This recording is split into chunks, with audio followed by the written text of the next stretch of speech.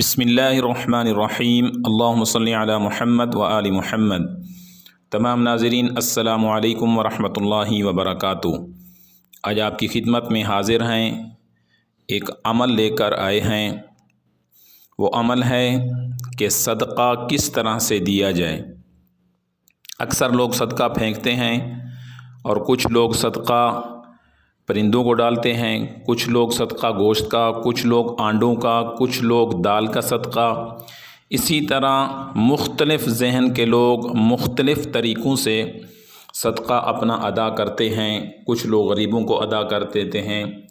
तो उसमें एक बेहतरीन तरीक़ा और बेहतरीन अमल कि जिस सदका के अदा करने से आपको जिस्मानी रूहानी बलियात से हिफाजत भी हो, आफात से हिफाजत भी हो, जादू जिन्नात व आसिब से हिफाजत भी हो, इस तरह का तरीक़ा आज आपको मैं बताने वाला हूँ। तो उस तरीके पे आप सदक़ात अदा करें तो इंशाअल्लाह उसमें आपकी हिफाजत, बच्चों की हिफाजत, घर की हिफाजत, दुकान मकान फैक्ट्री की भी हिफाजत रहेगी और उस सदका अदा करने का सवाब भी होगा और फ़ायदा भी इंशाअल्लाह होगा। मेरी गुजारिश है कि जो नए लोग मेरी वीडियो को देख रहे हैं वो हमारे चैनल को सब्सक्राइब करें और घंटी के बटन को प्रेस कर दें ताकि हर आने वाला अमल वीडियो आप तक बआसानी रोज़ाना की बुनियाद पे पहुंच सके। तो मेरे दोस्तों आज आते हैं अमल की तरफ। एक आपने आम अमल सुना होगा कि लोग गोश्त का सदका अदा करते हैं और अपने ऊपर वार के वो गोश्त बाज़ दफ़ा परिंदों को फेंक दिया जाता है और बाज़ दफ़ा वो पानी के अंदर डाल दिया जाता है, दरिया और नहर में डाल दिया जाता है। तो आप एक बात याद रखें, आपने तवज्जो से इसको मुकम्मल सुनना है तो इंशाअल्लाह आपको फ़ायदा भी होगा और आपका सदका सही तरीके पे अदा भी होगा। एक सदका वो होता है कि जो इंसान सिर्फ़ और सिर्फ़ अल्लाह की रज़ा के लिए अल्लाह ताला के नाम पे अदा करता है। और वो सदका है कि आप कोई चीज़ भी किसी किस्म की, कोई पैसा है, कोई खजूर है, कोई इसी तरह चावल है, गंदम है, राशन की सूरत में है, नकदी की सूरत में है, गोश्त की सूरत में है, पका के या किसी तरह से भी आप गरीबों में बांट देते हैं, एक तो ये सदका है। इसके अंदर आपकी नीयत कोई भी नहीं है, सिर्फ़ अल्लाह की रज़ा है, अल्लाह ताला की रज़ा के लिए आपने ये सदका किया है। और हदीस पाक में जैसे आपने अल्फाज सुने हैं, अस्सदक़तु रद्दुल बला, कि सदका आने वाली मुसीबतों और बलाओं को टाल देता है। यानी इस वक्त तो आपके ऊपर कोई मुसीबत नहीं है, कोई मुश्किल नहीं है, कोई मुश्किलात में आप नहीं फंसे हुए, कोई आफत, कोई मर्ज़, कुछ भी नहीं। तो आपने अल्लाह की रज़ा के लिए इस नियत से सदका किया है कि आने वाली मुसीबतें मुझसे टल जाएँ, आने वाली बलाएँ मुझसे टल जाएँ। और वो हदीस पाक का फरमान है कि जो लोग सदका अदा करते हैं, जो शख्स सदका देता है, तो हदीस के अल्फाज के मुताबिक यानी आप अलैहिस्सलातु वस्सलाम का जो इरशाद गरामी है, अस्सदक़तु रद्दुल बला, के सदका आने वाली मुसीबतों को टाल देता है। तो ये तो अल्लाह की रज़ा के लिए खालिसतन है और ये हम सब को चाहिए कि हम इस तरह का सदका अदा करते रहें ताकि हम, हमारे बच्चे आने वाली बलाओं, मुसीबतों, आफात से महफूज रहें। और दूसरा एक सदका होता है कि जब बंदा किसी मुश्किल में फंसा होता है, किसी मर्ज़ में फंसा होता है, मुब्तला होता है, या किसी बीमारी में मुब्तला है, किसी मुश्किल में फंस चुका है, या उसका कोई काम इस तरह का फंस गया है कि वो नामुमकिन है करना, या इसी तरह को कोई ऐसी बीमारी लग चुकी है कि जिसका इलाज बज़ाहिर नामुमकिन है, तो एक सदका वो होता है। पहला सदका तो हो गया अल्लाह ताला की रज़ा के लिए कि आने वाली मुसीबतों, बलाओं से हम हिफाजत में रहें।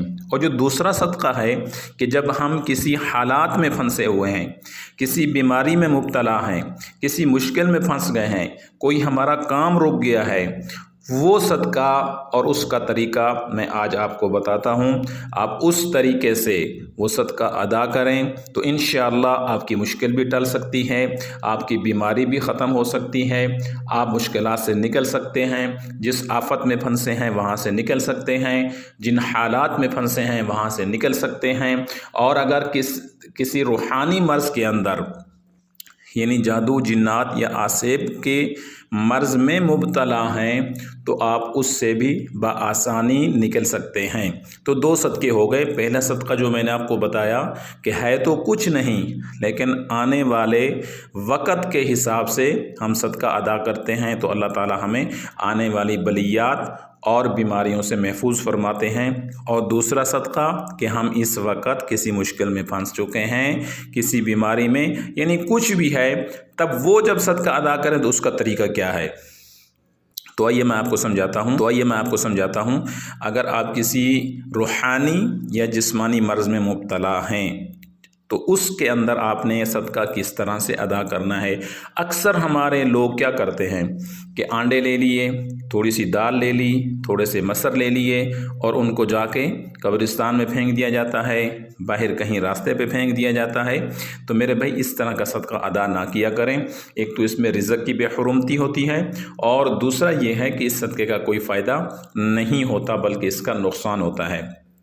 तो जो सदका आप देना चाहते हैं और अब ये चाहते हैं कि हम इस मुश्किल से निकल जाएं, इस बीमारी से अल्लाह हमें शिफा अता फरमाए, या हम इन हालात में फंसे हुए हैं हम इनसे निकल जाएं, तो उसका बेहतरीन तरीका है।